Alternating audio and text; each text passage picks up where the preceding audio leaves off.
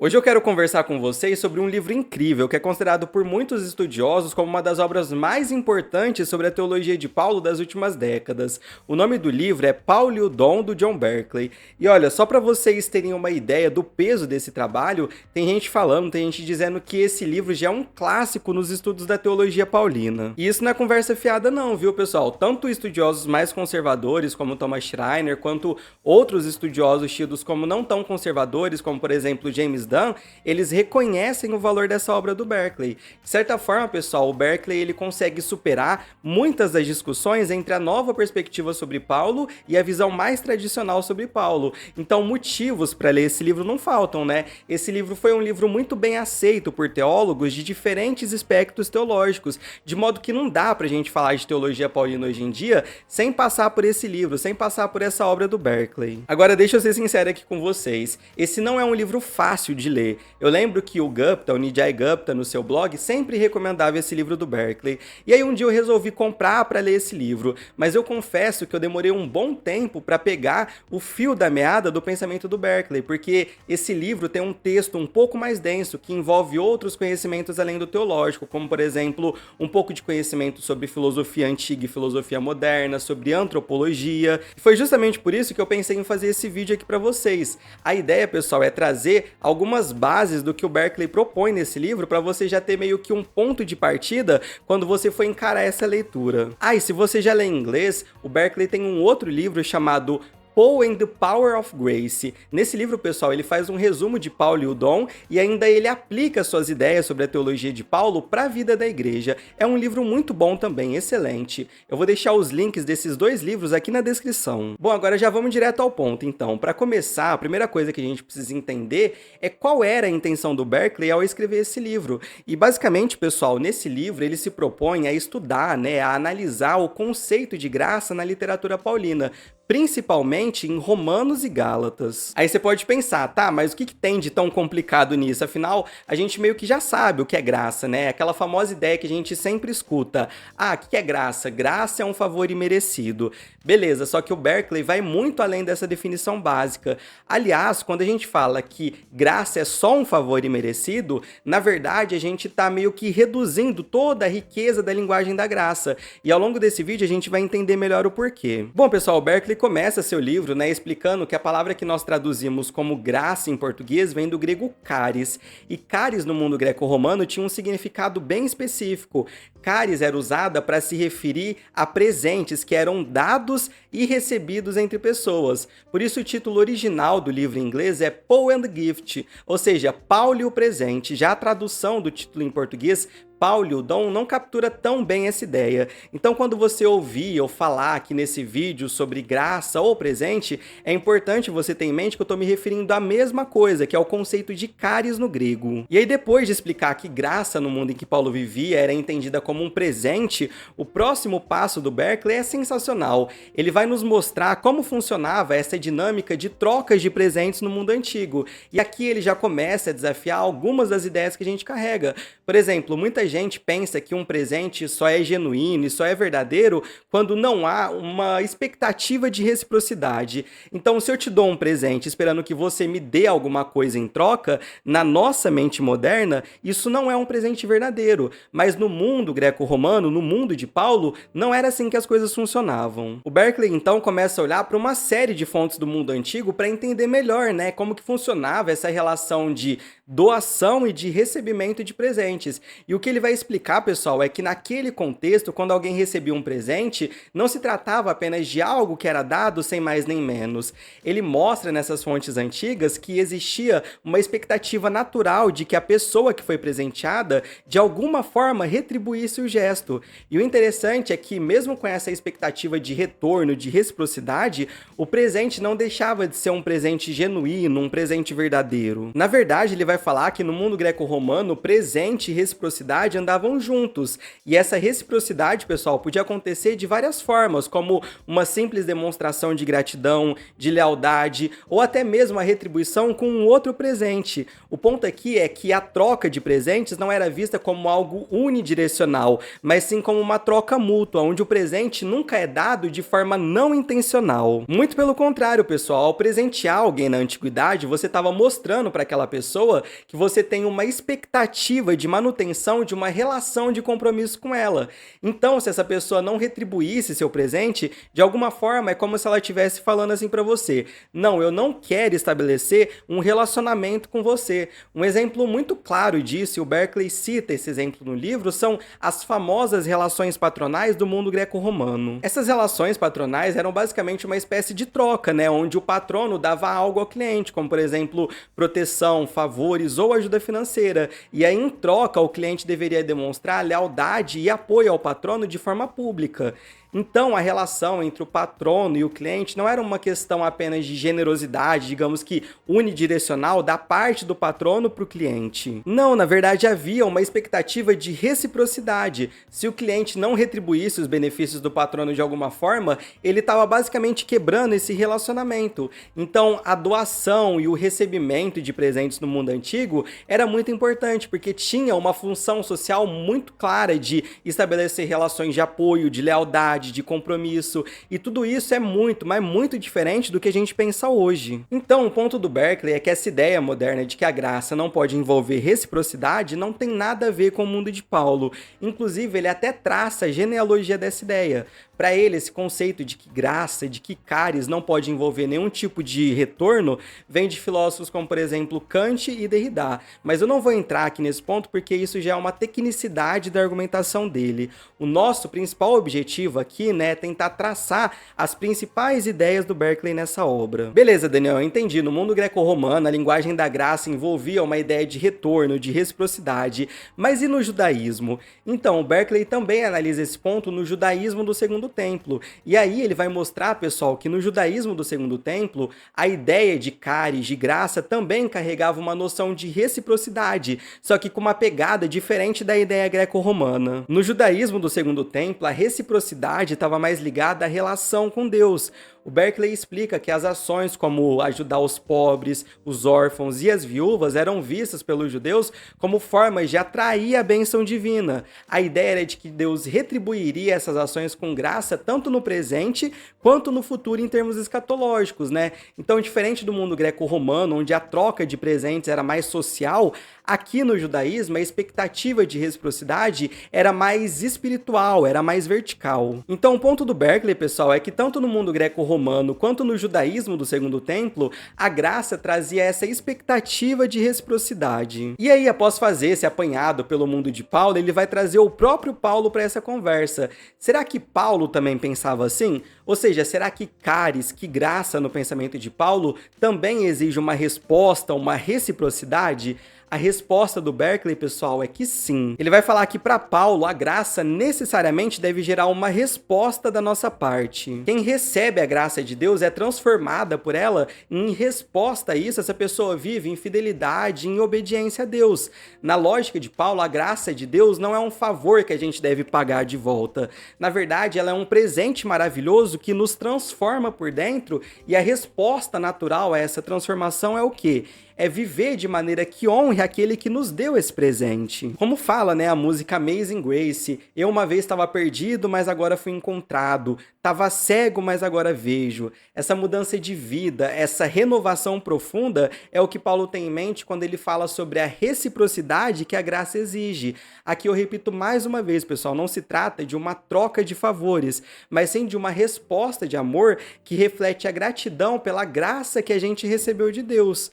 Tem um texto de Paulo muito interessante que deixa bem claro pra gente a relação que Paulo faz entre graça e reciprocidade. O texto está lá em Tito 2, 11 e 12, onde Paulo diz assim: porquanto a graça de Deus se manifestou salvadora a todos os homens, educando-nos para que, renegadas a impiedade e as paixões mundanas, vivamos no presente século sensata, justa e piedosamente. Olha que interessante esse texto. Primeiro Paulo fala que a graça de Deus se manifestou a todos os tipos de homens, e aí Paulo segue falando que essa graça se manifestou com um objetivo, com uma finalidade. Isso fica claro por meio da preposição para que ele usa, né? Que indica finalidade, que indica propósito. E a pergunta que fica é: qual que é o propósito? Qual que é o telos dessa graça? O próprio texto responde: o objetivo dessa graça é nos educar para que a gente viva uma vida justa, piedosa e que honre a Deus. Então Deus nos dá a sua graça esperando que nós respondamos a ela com uma vida transformada.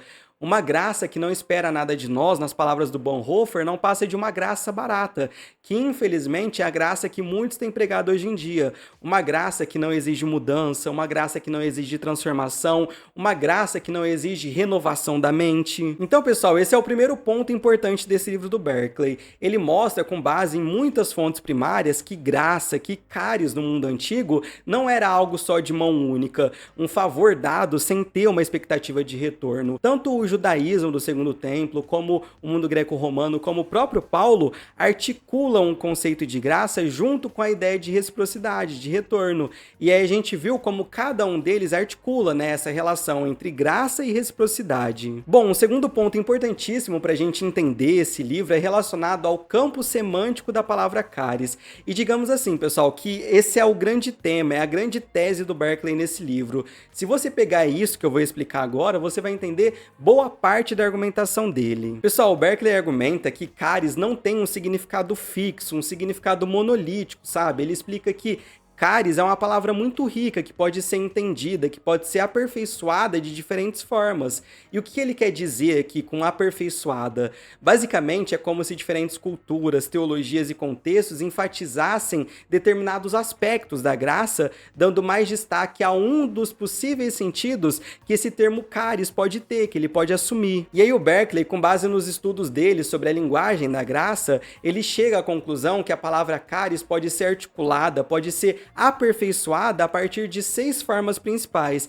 E a gente vai passar por cada uma dessas 6 formas. É muito importante vocês prestarem atenção. Se você não entendeu, volta o vídeo e escuta de novo, porque essa taxonomia que eu vou trazer aqui é fundamental para entender toda a argumentação do Berkeley. Graça superabundante. Nessa primeira definição, a graça é aperfeiçoada como um presente que excede tudo que a gente poderia esperar ou que a gente poderia imaginar.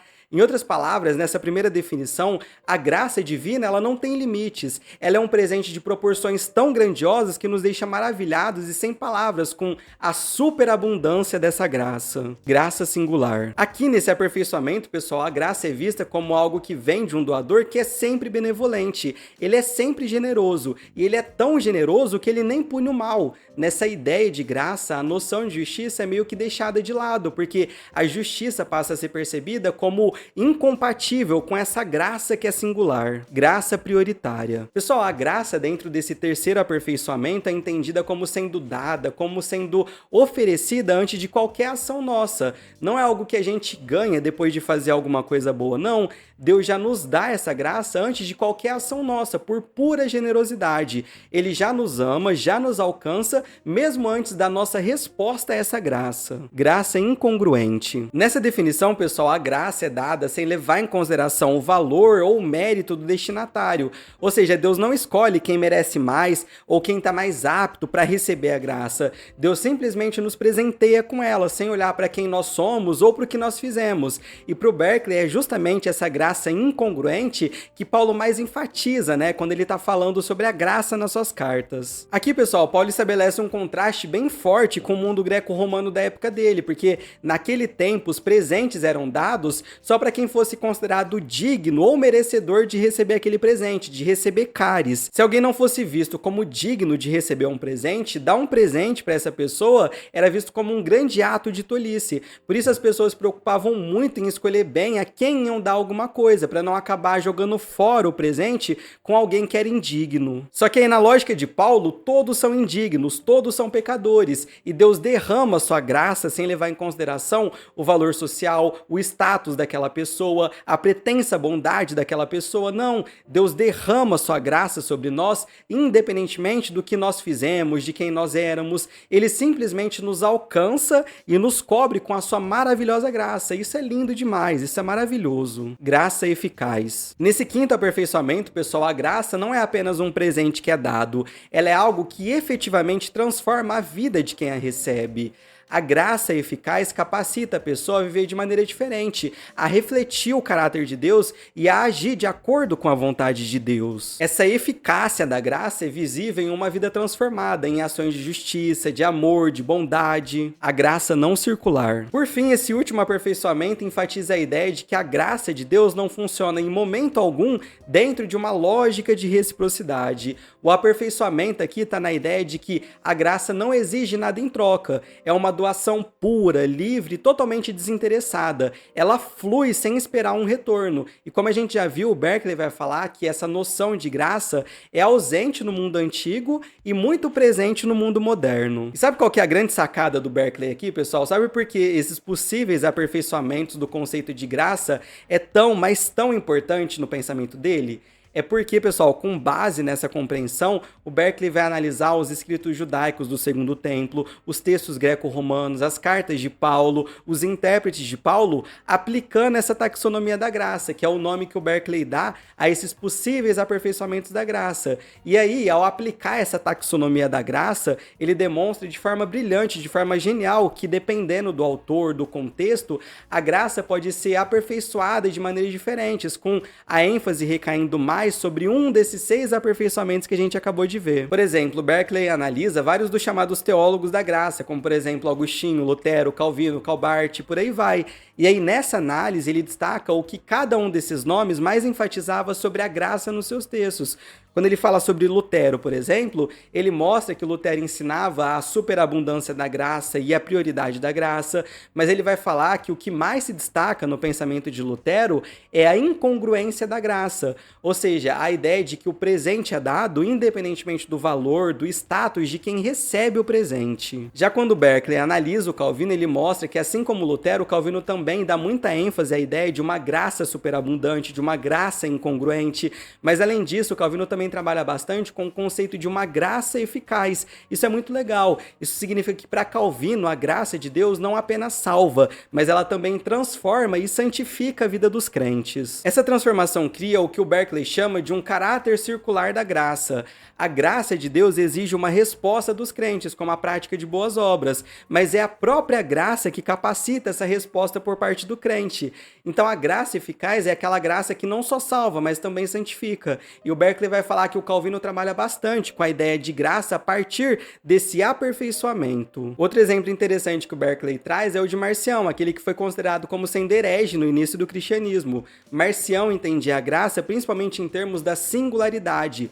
Para ele, o doador do presente, Deus, é sempre benevolente e nunca pune o mal. Por isso, na teologia de Marcião, o Deus do Antigo Testamento foi rejeitado, porque ele via esse Deus como alguém que punia e não como alguém gracioso. Pessoal, deu para vocês pegarem o ponto aqui? Grande parte desse livro é o Berkeley aplicando essa taxonomia da graça, né, para entender como que o conceito de graça vem sendo aperfeiçoado desde os judaísmos do tempo de Paulo, passando pelo próprio Paulo, até chegar em intérpretes de Paulo mais recentes, como por exemplo Calbart, Whip Sanders e muitos outros. Aí talvez você esteja se perguntando o mesmo que eu me perguntei quando eu li esse livro. Bom, se a graça pode ser aperfeiçoada de várias formas, então Berkeley está dizendo que não existe uma forma mais correta, mais certa de pensar sobre a graça? Então, pessoal, esse livro do Berkeley tem uma pegada mais descritiva, mais histórica e mais acadêmica. Ele não está dizendo como nós devemos entender a graça. Na verdade, ele está meio que nos dando ferramentas para compreender como diferentes autores articularam a linguagem da graça ao longo da história.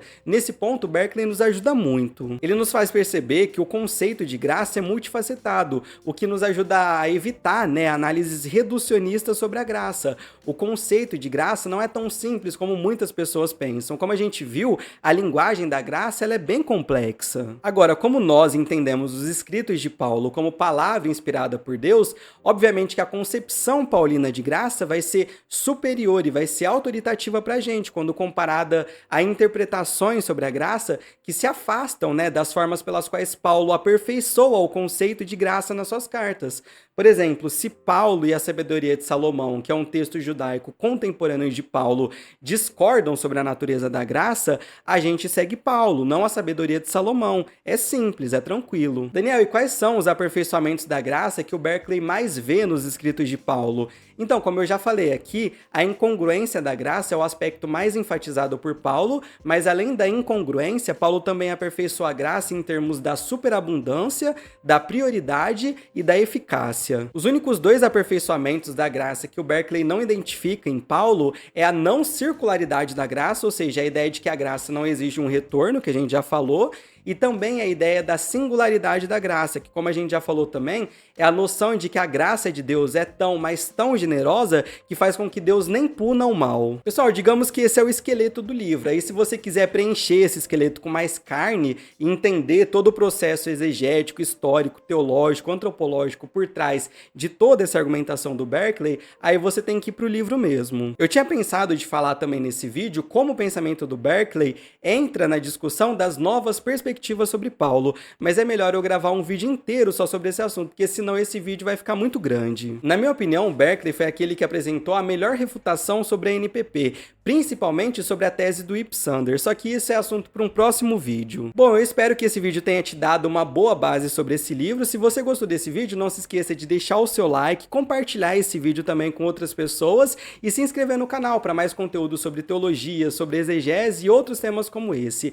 E não se esqueça de conferir os links para os dois livros aqui na descrição. É isso, fiquem todos com Deus e até a próxima!